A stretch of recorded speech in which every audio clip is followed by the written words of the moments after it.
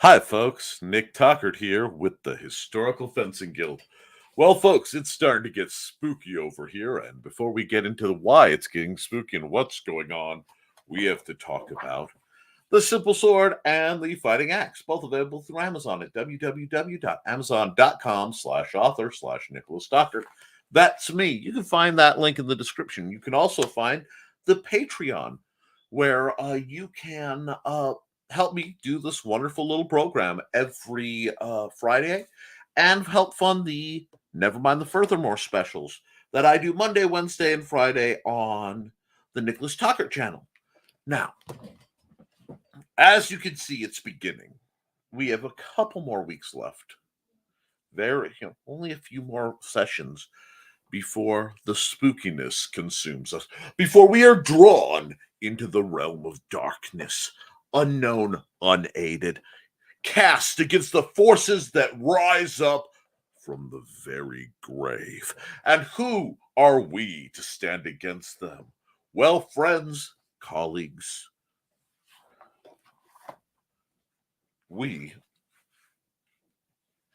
are swordsmen and swordswomen.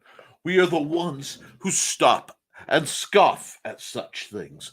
We are the last best hope for peace. And when you ask what comes crawling from the ground, I ask you, what possibly could be such a threat but this? The pumpkin invasion. Yes, every year. This year, last year, every year, the gourds come. They come for everything you love, everything you know, and only an elite group of swordsmen and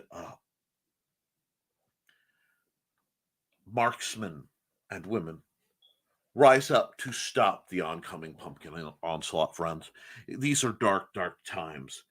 And I have been called, and I have to ask, shall I respond? Shall I take up arms once again against the threat of the pumpkin menace? The only way to know is to pay attention to this very channel, because some things are in the works. And with that, we're going to talk about what we do every year around this time. Yes, every year around this time, I get into this. What is the swordsman's guide to fighting the supernatural? Now, I'm going to go into the comments, and we'll talk about that and many other things of what's going on. Now, I will advise you all that not only are the forces of darkness plotting against me, but the meteorological forces as well, as howling winds have risen up with the setting of the sun. And as I look out at the blinking red lights across the barren fields, most of which are only the windmills. And I don't know if you can hear. Can you? Can you hear the wind howling with the souls of the danged? Those cursed people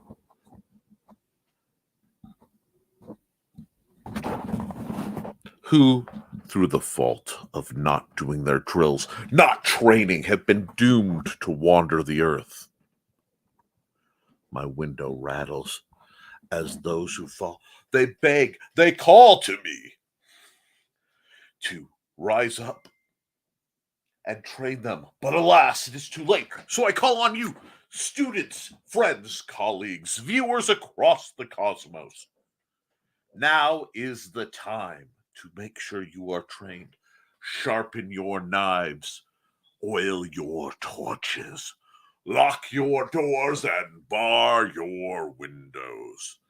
Halloween is upon us.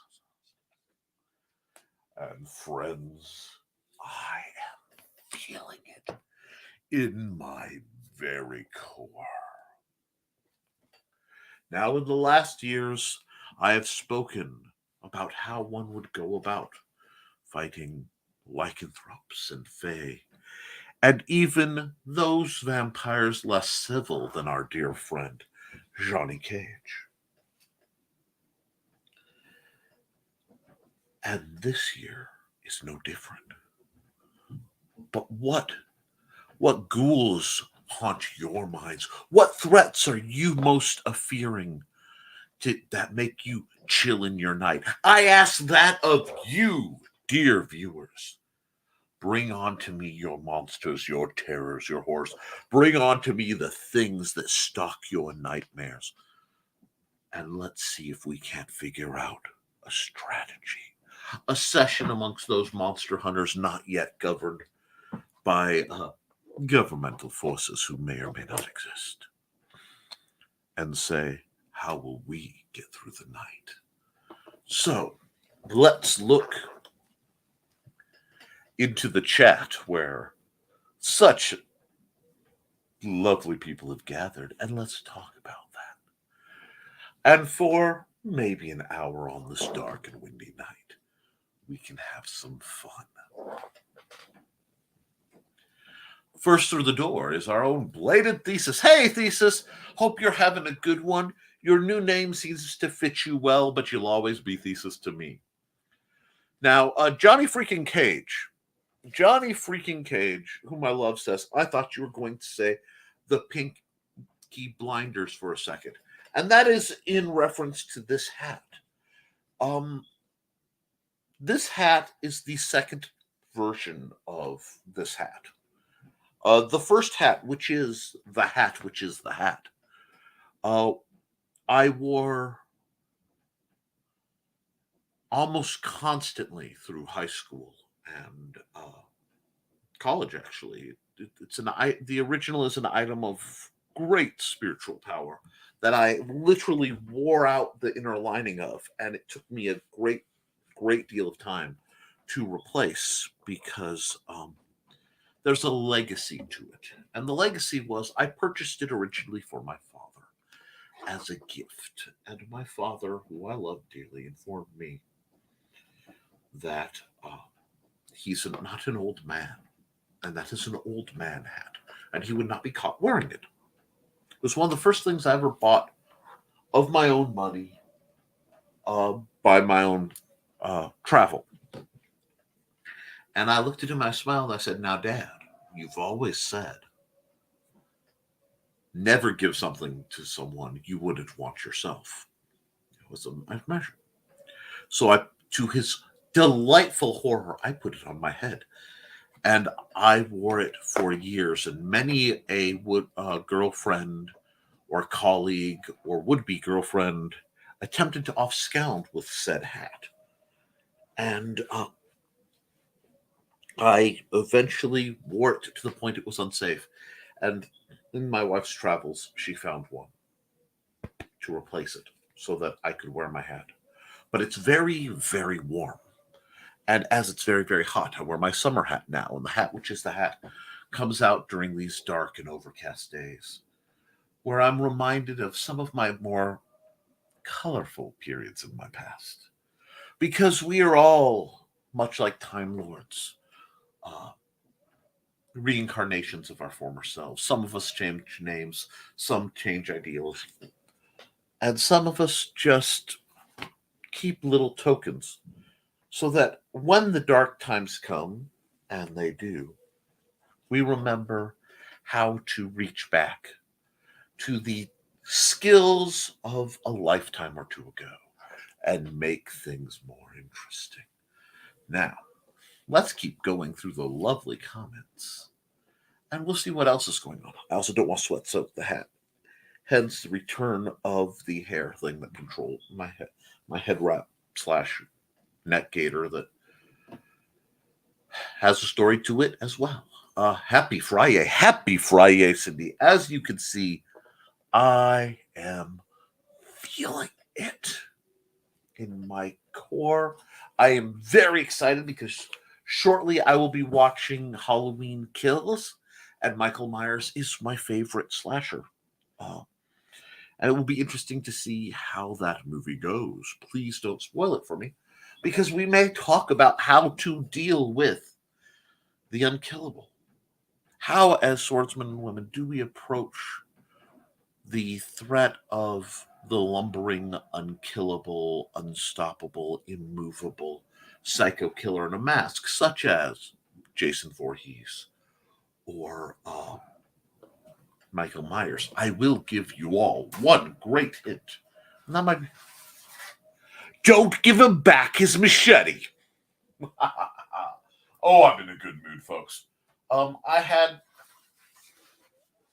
some dubious news for one of my numerous conditions, scheduled setback kind of thing, where I will be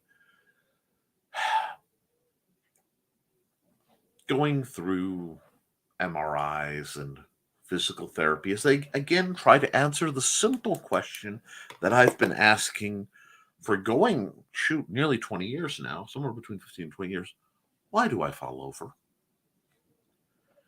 And we'll see how that goes. But I am not one to let fear or dread or practicality interfere with having a good time.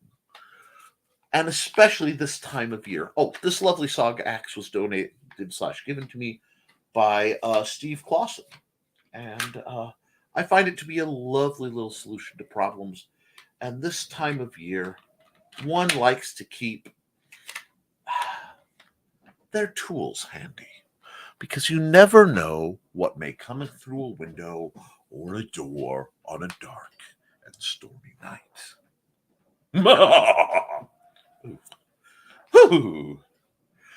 I'm going to have to find some royalty-free spooky music for tonight because I'm in a mood. Thesis says Foxy and I will be in and out today. Tomorrow is my dad's birthday, so we are having dinner. She says hi to everyone. Hello, beloved Foxy. And of course, Thesis, you guys take care of your family. Have a wonderful time. And do not hesitate to just revisit us later or direct chat with me. You guys are not only dear friends and colleagues, but you are also Patreon patrons. So questions, comments can certainly be sent my way anytime you need to, because I am here to serve you with education, entertainment, or something twisted, blended, resurrected like the undead in the middle. Right on. That sounds cool. Yes, there may be some slaying of pumpkins because there's something my channel has been lacking. And speaking of things from my channel, you simply must, according to Cindy Gett, who knows a great many things, get simple swords and fighting axes with simple spears. And yes, the first copy of the simple sword that was sold in person has been sold to one Donna Carleen,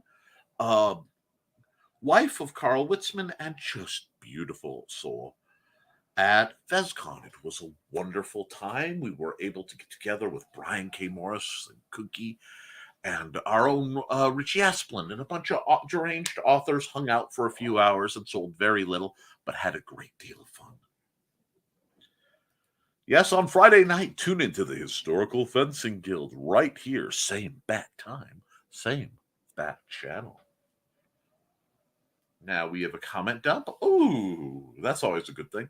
And yes, I wasn't kidding. If you'd like to know the strategy for fighting specific monsters by a old swordsman and older DM, GM, and otherwise game-related person, hit me up, as the young people may say. And we actually do have an answer. That's wonderful. Thesis says, and he's speaking for the lovely group known as the Terminally Furry. Oh, thank you. You remind me. I was almost late with something. And no, this pill does not keep my lycanthropy in check. It keeps me more rooted to this plane. And wow, it really does help stem my progressive death, because neuropathy is a death of the nerves. And the fact that I'm functioning as my nerves die, I guess that does make me just a little bit undead. Hey, does that mean I'm on team Johnny Cage? Anyhow, as your friendly neighborhood werewolf, I assure you we aren't that dangerous. Just give us head scritches and keep your kitties away and you'll be fine. I have many people who flirt with or are among the terminally furry.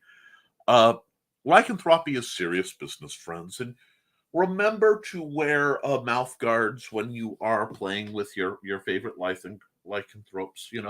Practice safe stimulation, because all it takes is one scratch or bite to cause unexpected consequences among the culturally unprepared. So do be responsible with your varied and elaborate supernatural curses. This has been a message from the Lycanthropic Society for a Better Tomorrow, as long as there's a full moon. But no, lycanthropes I've discussed at length because lycanthropes thick, from a tactical problem are very much like very fast, very aggressive feral hogs. They're 500 to 1,000 pounds. They're aggressive. They're smart, and they forget nothing except who they are.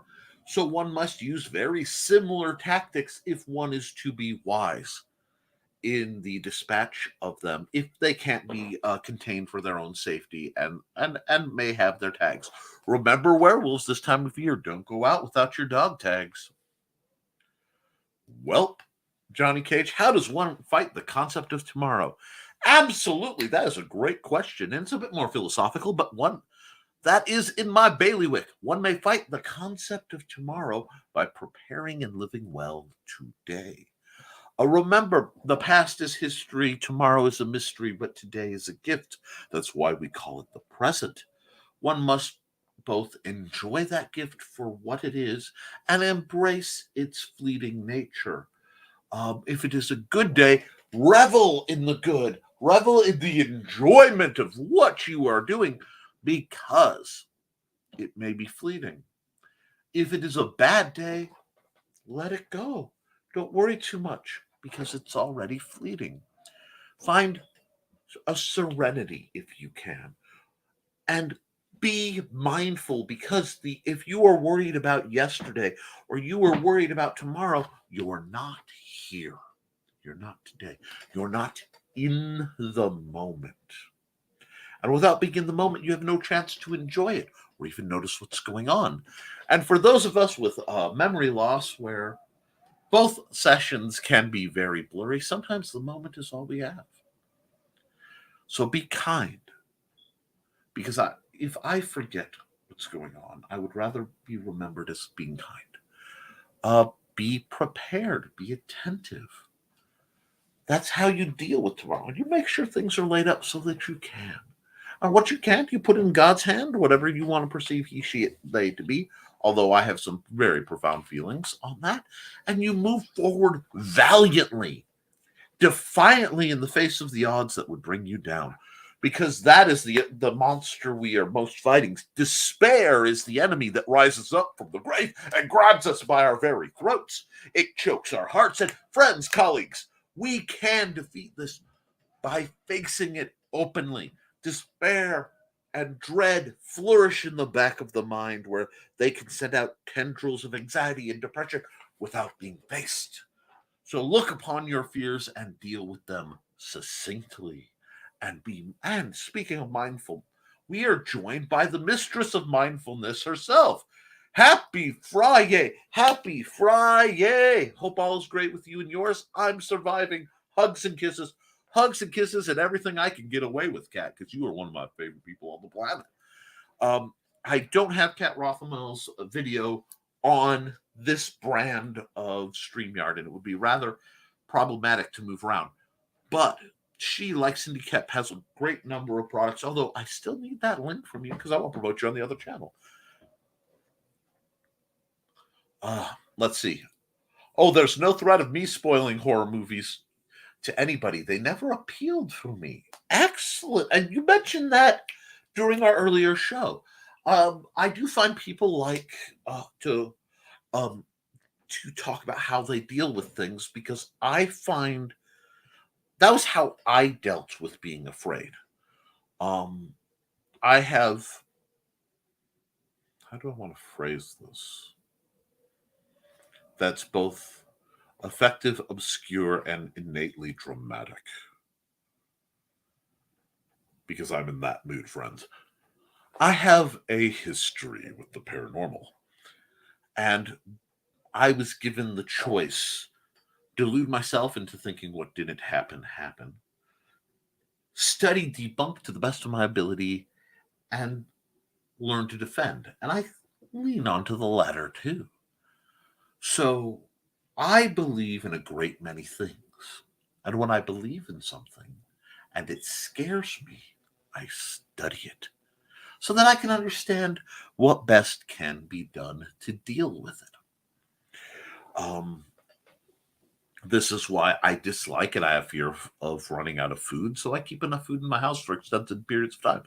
I dislike running out of gas, so I make sure my cars are tanked up. And if there's... Hello, Stuart. The door is closed, but Stuart is trying to get in. I'm not overly fond of any number of the undead theoretically. Having an orange cat is quite effective at dealing with such things because, according to legends, it keeps away. So there's that. But yes, let's keep going on down the line. But yes, do you read scary things or just train? I'm interested. And yes, before I go any further, because I was working on this lovely overlay and fighting the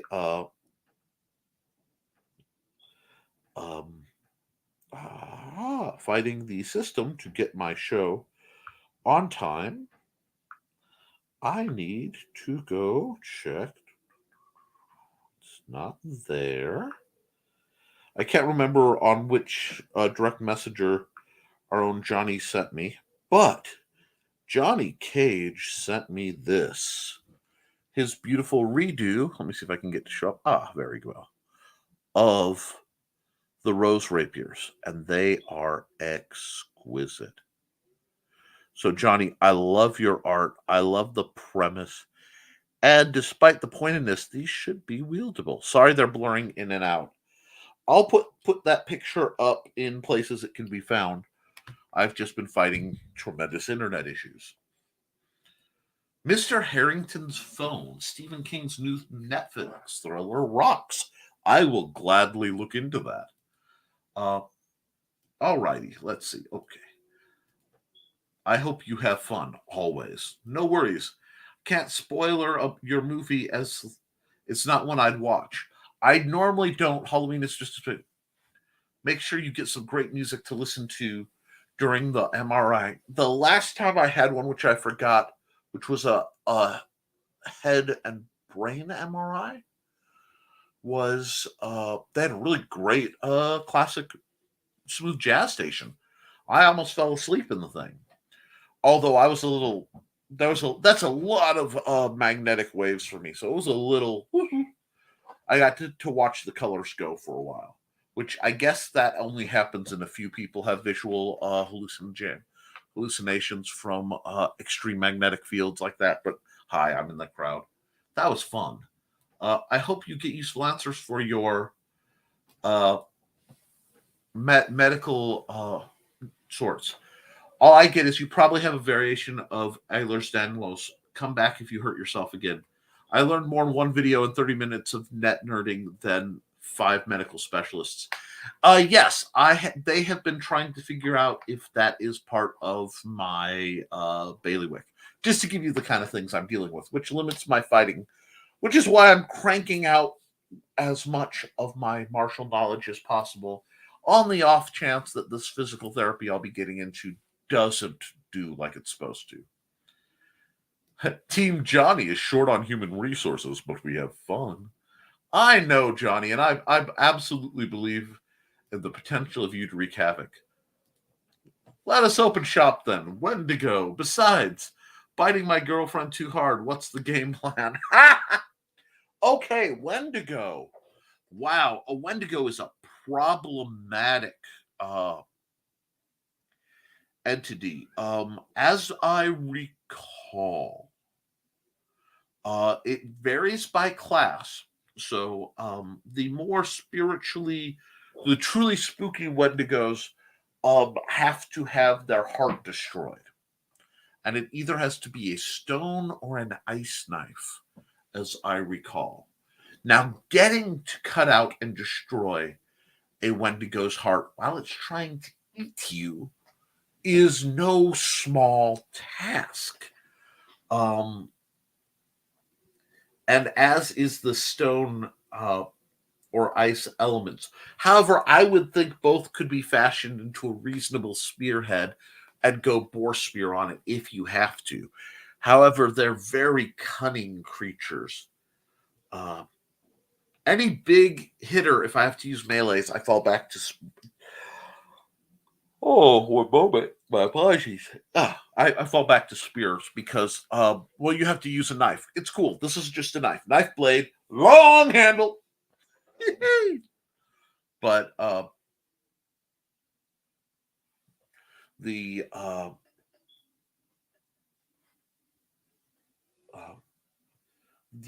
more, it's a very specific person. The best way to deal with that is to avoid it. Wendigos are one of those things that can imitate people to call you into the darkness. So know who's where you were supposed to be and who isn't. Never trust the voices in the night kind of deal. There's some debate whether they're escapable or not. The problem is people will lump Wendigos in with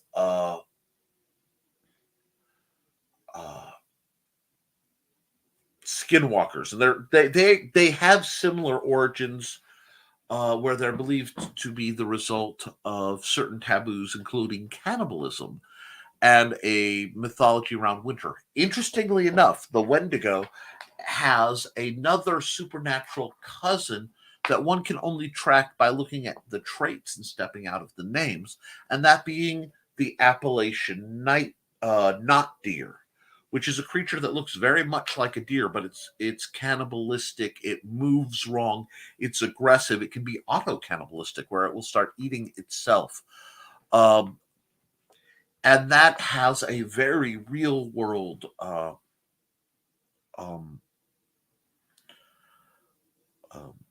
cause, because part of it is understanding that while deer are primarily herbivorous, they're herbivores.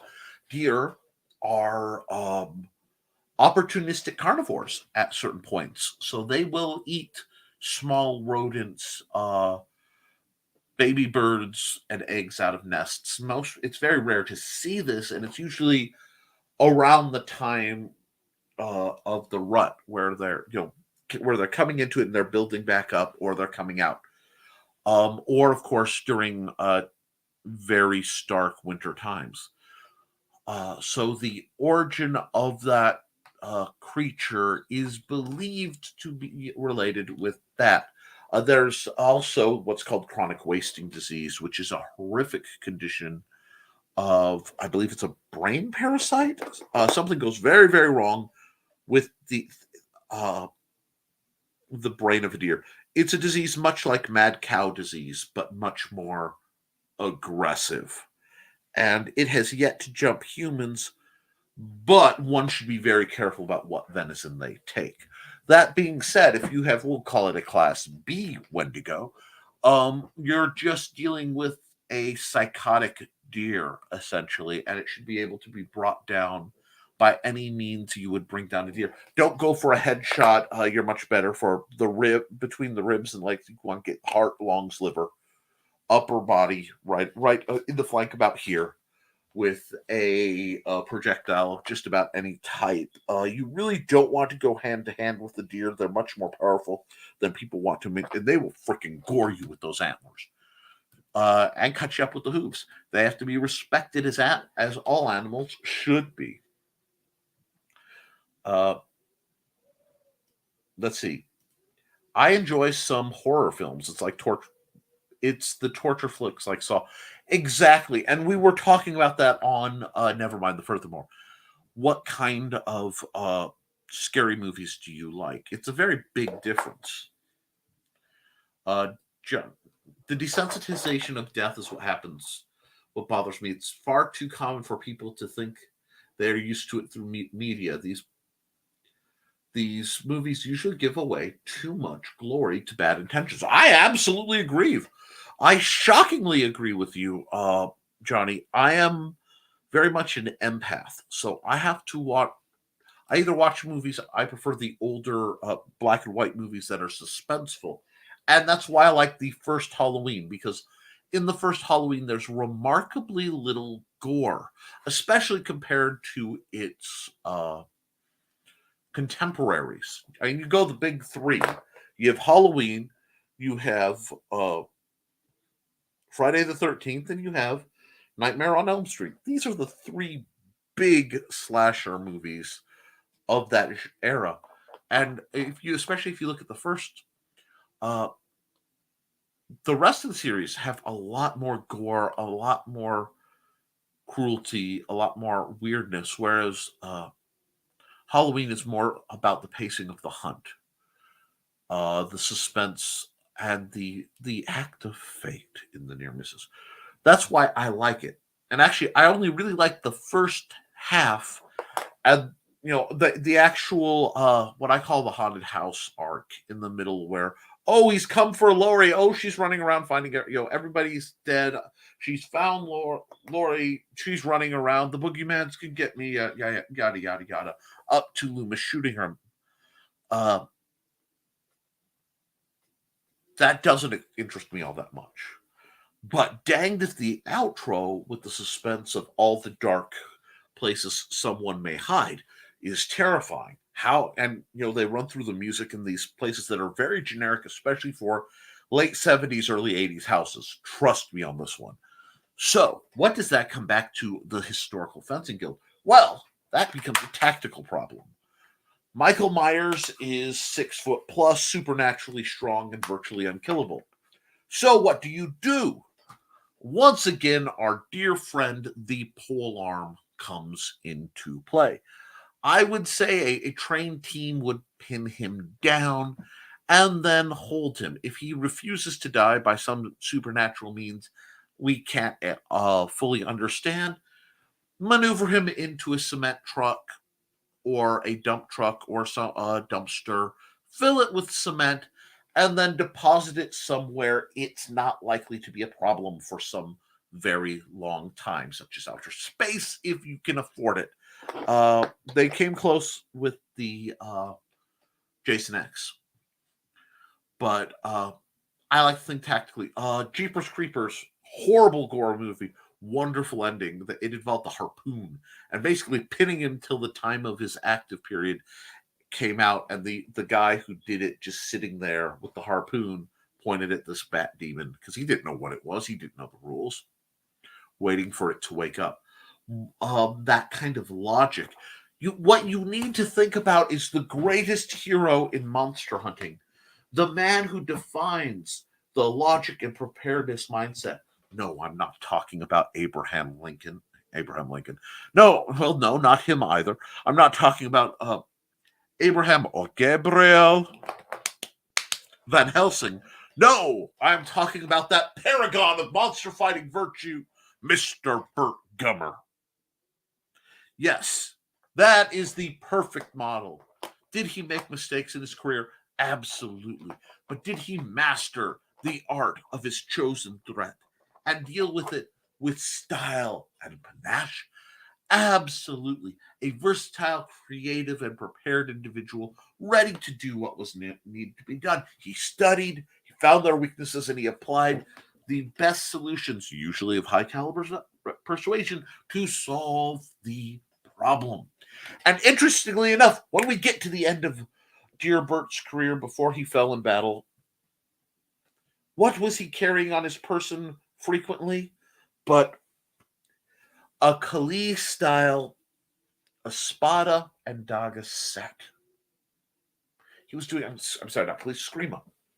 He was armed with Screama tools as well as firearms. Fascinating. But yes, I have seen real death. I have seen real severe pains. I don't like to take it. Not to sound like an elitist, but the campy kills that become so. Not at all. Not at all. I totally agree with you. I have studied the art of violence to no small extent, having endured it and applied it in both survival and therapeutic sessions. Because understanding what a therapeutic hold is for your own defense, how to disarm someone with minimal pain and no intent of damage, is a skill set that it takes not a lot of people can do. And it's a vital skill set. And I think it's something that should be more trained. Yes, it is harder. Yes, it takes caring, empathy, and frankly, a willingness to absorb damage rather than inflict it. But if a barely over minimum waged direct support professional can receive the training and do it, I see no reason why professional people like policemen can't be trained in that and use that first rather than dropping people. But that's another story. Let's keep going into the comments. Once again, I suggest Ice Nine Kills to anyone into metal and horror. The two concept albums, The Silver Scream and Welcome to Horrorwood, would become a staple of my spooky season playlist. Well, I will look into them. I may not dig them, but I will look into them. I do prefer the campy black and white horror movies. Anything with Vincent Price. And like the Asylum monster flicks. I love those. The only ones that the gore doesn't bother me are like the Sharknadoes because it's so poorly done. I can just laugh. But they're intended to be funny. And again, I like to know the rules. By having a monster who has rules, you can learn how to fight them. Look at all your iconic monsters of modern creation. Your xenomorphs, your predators, your Jaws, eight-legged freaks. I mean, any of these modern creatures have rules. Now, some of the rules, like the case of your basic kaiju, is most of the time just stay out of Japan and stay out of its way. And I'm talking about the big G himself, Mr. Go-Go Godzilla. But even then, there are rules, because there are people who have survived direct conflict with Godzilla and walked away. And a lot of does he realize you're not messing with him? Or you're not there? Unlike my man Gondo, who's like, yeah. His stick to smoking line is still devastating. But let's see what else people have to say. And we have a lot of comments. Hunt, you say? Like a wild hunt? How do we deal? Okay. This is something I have extreme authority on. The wild hunt are escapable. First and foremost, if you have the opportunity on a night like this to not be out where the hunt is likely to be, don't. The first defense in 99% of your monster encounters is don't be an idiot. But sometimes fate interferes. Sometimes fate sets up, or sometimes you're just an idiot and you've done something stupid. First off, cardio is your friend. You need to escape. The wild bear claws is a great thing. You don't have to be faster than the person, than the thing chasing you, just the person beside you if you are either in an adversarial or an amoral mindset. After that,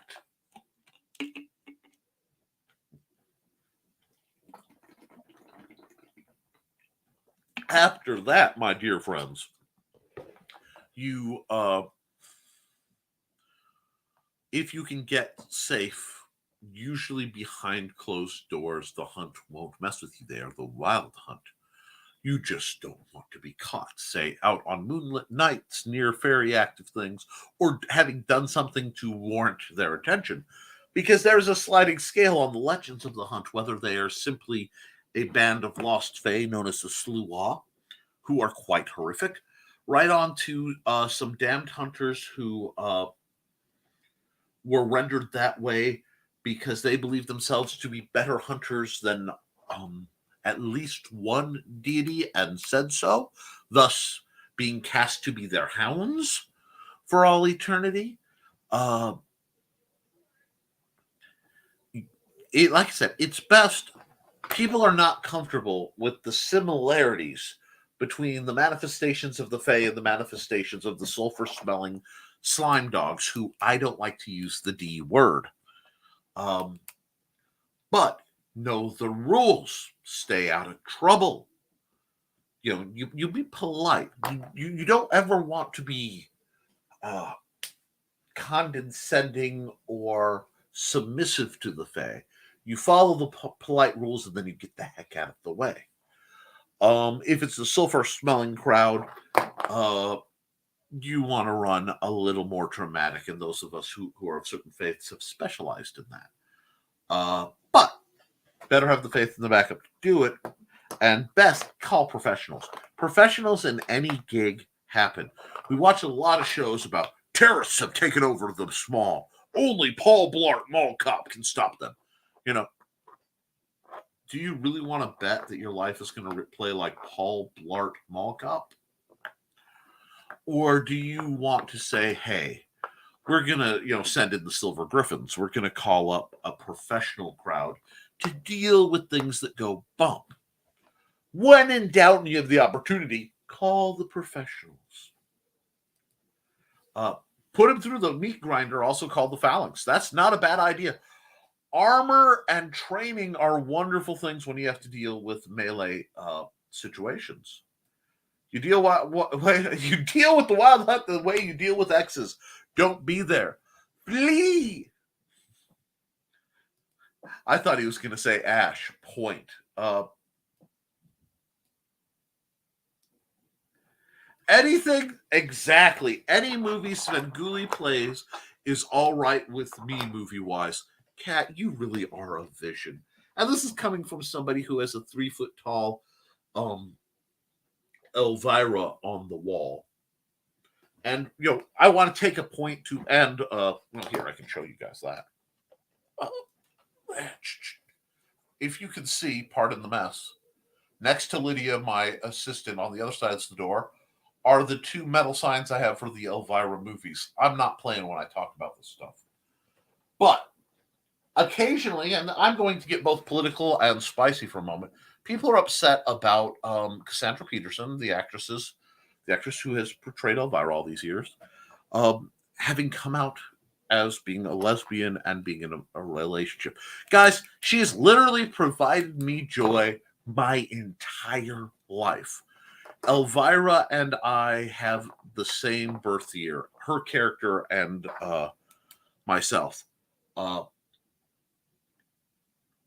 think she deserves to find whatever joy she can find, and given the trauma she had, I have no problem with it.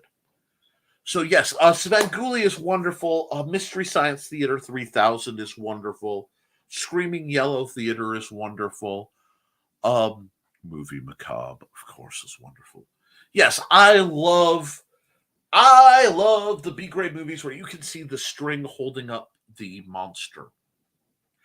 Holding up the UFOs or the zipper on the back of the monster suits.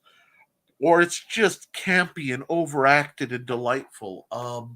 Watch The Bat with Agnes Moorehead and Vincent Price. This is the peak. Anything involving William Castle, The Tingler. Go watch these. The Meat Grinder was for Myers. I figured as such. And a totally accurate version for Myers. For Voorhees, you drown him in a tank. You seal the tank. And again, shoot that stuff into the moon. Get rid of it. Nosferatu. Nosferatu is one of the quintessential horror movies of all time.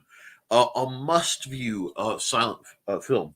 And if you like, shall I say, harder music, a band that I believe some of the members have passed, but from my younger years, and me dropping this name will be a little telling about my history, called Type O Negative, did an incredible soundtrack that they put with a version of the classic Nosferatu. Fundamentally brilliant and a wonderful piece of preserved knowledge, because that movie was tried to be stripped. I don't care who she loves; that's her business. But crowding on her friends who questions the science was a bit hypocritical. I look at that like that's none of my business. I really do separate the creator from the roles. That's why I don't usually seek out the people who play things. But the original Wolfman, again, a masterpiece in slow burn suspense. Larry Talbot's journey throughout that film, staggering. And then the silver wolf head walking cane. What an iconic weapon of self-defense. What a brilliant way to deal with that situation, even if it wasn't intended as such. Had a watch along with the brain that wouldn't die with some friends 2 days ago. So weird. Exactly. I enjoy that, and I think that's part of the fun, the campiness of Halloween, because I think of all the monsters we slay around Halloween, one we must allow ourselves to kill is the fear of being perceived childish, because enjoying the things that a child might does not make you childish necessarily. No, far less than being feared. Oh no, they'll find out I secretly watch 80s cartoons, or I like a meal that I ate as a child, or that I watch goofy movies. If there's one monster to put down, I would say that is it. Yes, yes. Grew up watching Creature Feature on Channel 32 with the original Svengoolie. Absolutely. And then obviously Rich Coase took over as son of Svengoolie, and then received the blessing to take the name properly. And yeah, oh god, if you like Type O Negative, you'll like Ice Nine Kills. They have songs. Yeah, I believe I've heard them. I really do. Now that you've mentioned it, based on Friday the 13th, Scream, etc. Yes, Young Frankenstein, Rocky Horror Picture Show. I love the spooky comedies. Transylvania 65000. If you haven't had a chance to watch that, brilliant piece of 80s glory. It's Jeff Goldblum and Ed Begley Jr. at their best, and it's Gina Davis's premiere role in a very fun role. Carol Kane, though. Carol Kane, and I can't remember the man who played Radu. Brilliant. Kramer from Seinfeld's first major role, I believe, was in that movie as well. Great times. And that's got everybody. It's got the Wolfman. It's got the Hunchback. It's got a vampire. It's got mad scientists and murderous mayors, and it's just delightful. It is a movie to be watched. And yes, that genre of fun, spooky movie is where I live for Halloween. Which, this is off topic, but everyone seems to be having fun, and we can. I enjoyed immensely both Elvira Mistress of the Dark and Elvira's Haunted Hills. There is a gentleman by the name of Larry Blamore.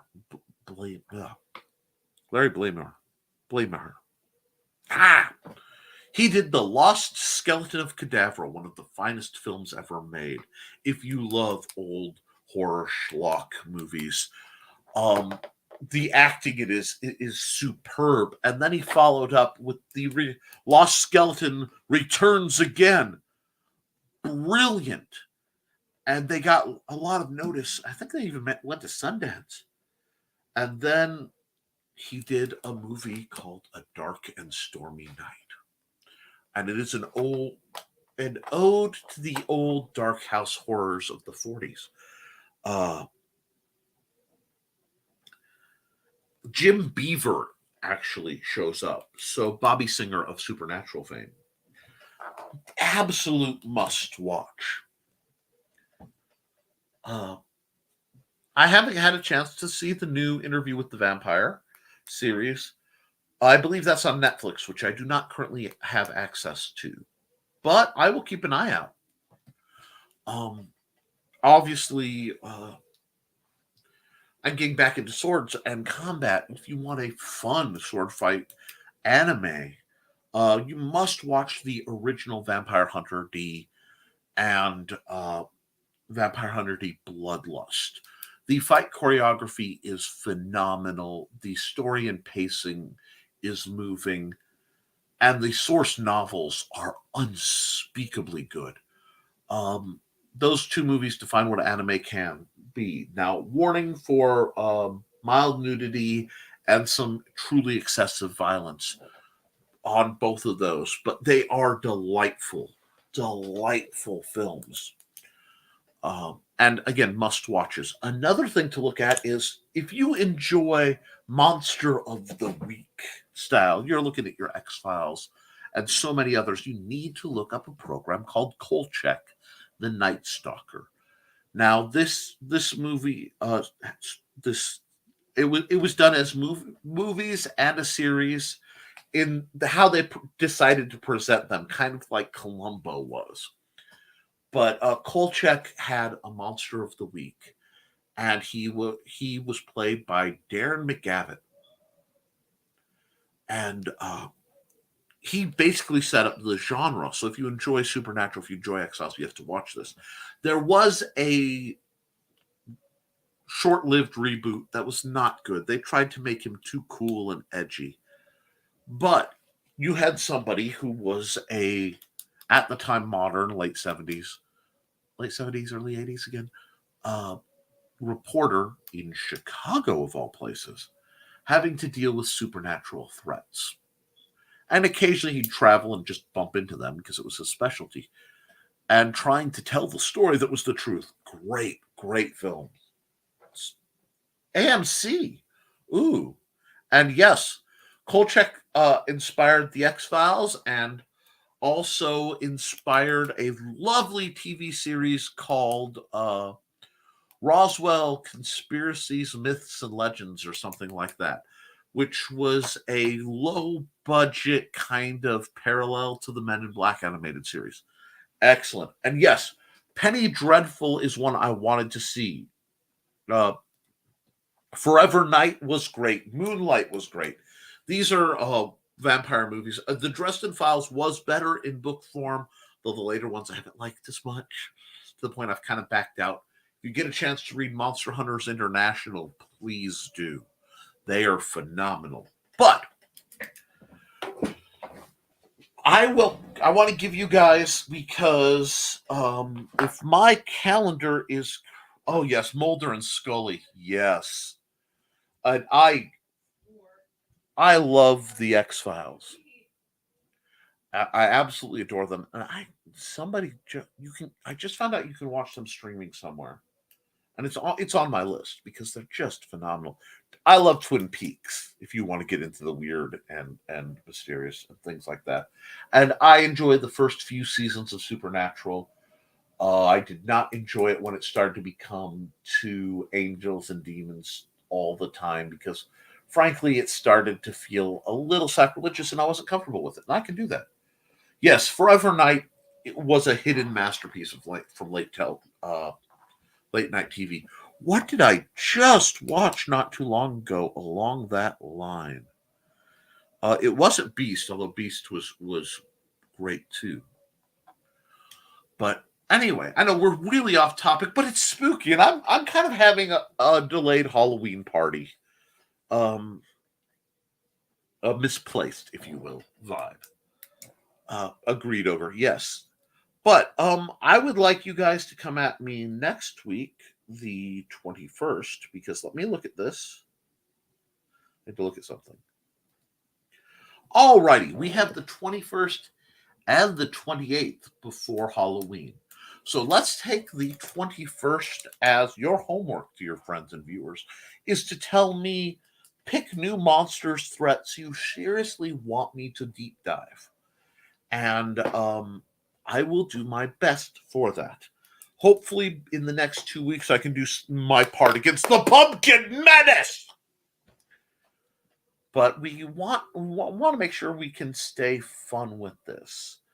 And then the 4th, there may be a break in programming. I'm not sure. We'll have to see.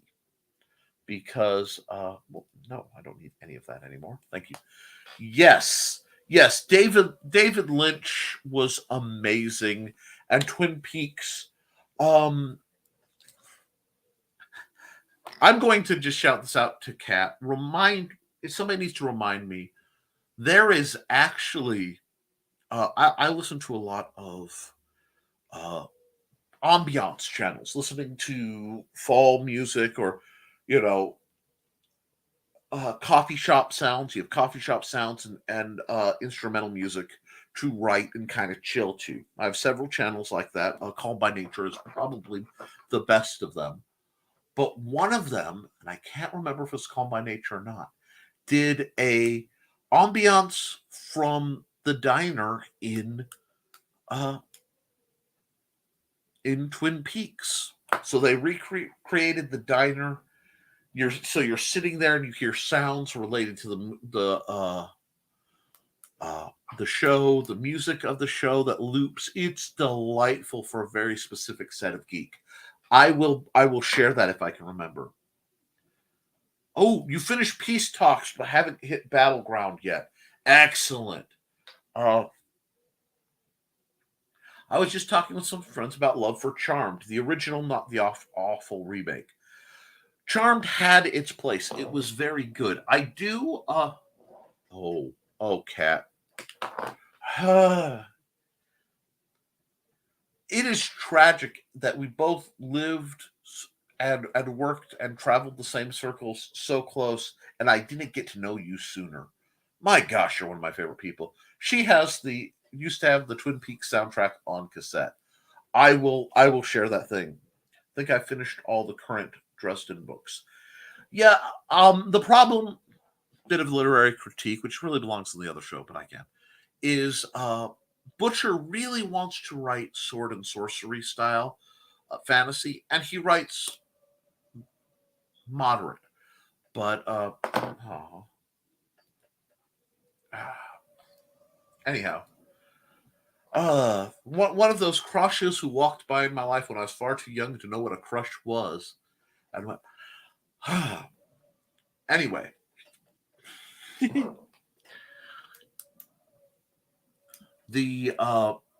And he kept trying to go there, and now he keeps slipping into writing the Dresden Files more like it's a sword and sorcery book.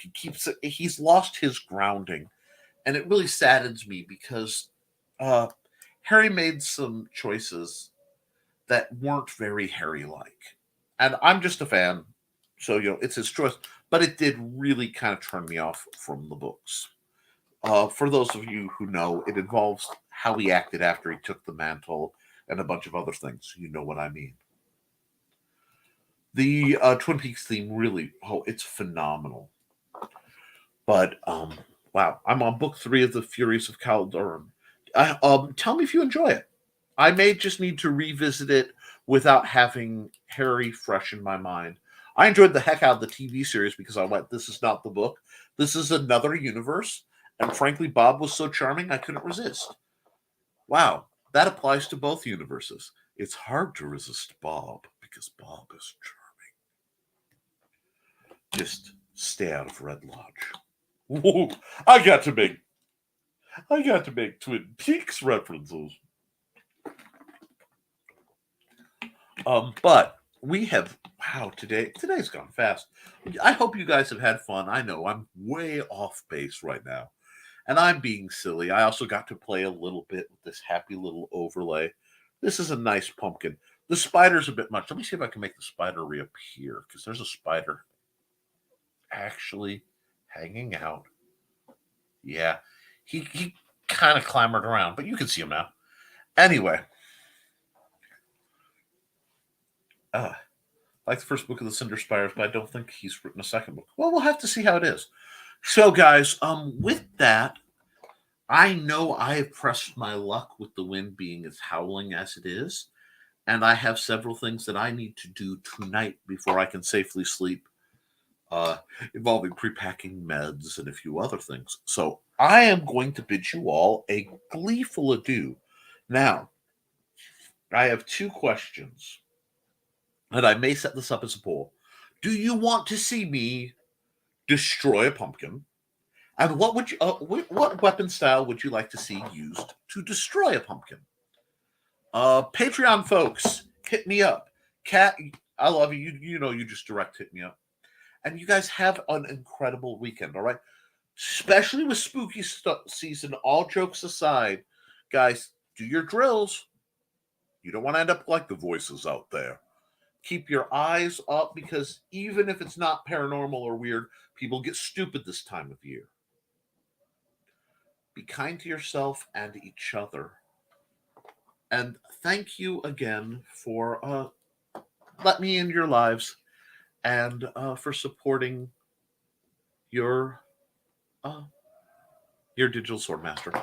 I'll see you next week right here for another episode of Support Your Local Swordmaster, of the Historical Fencing Guild's live stream. More stuff is coming. Thank you all. I love you guys from the bottom of my heart. Seriously, stay spooky.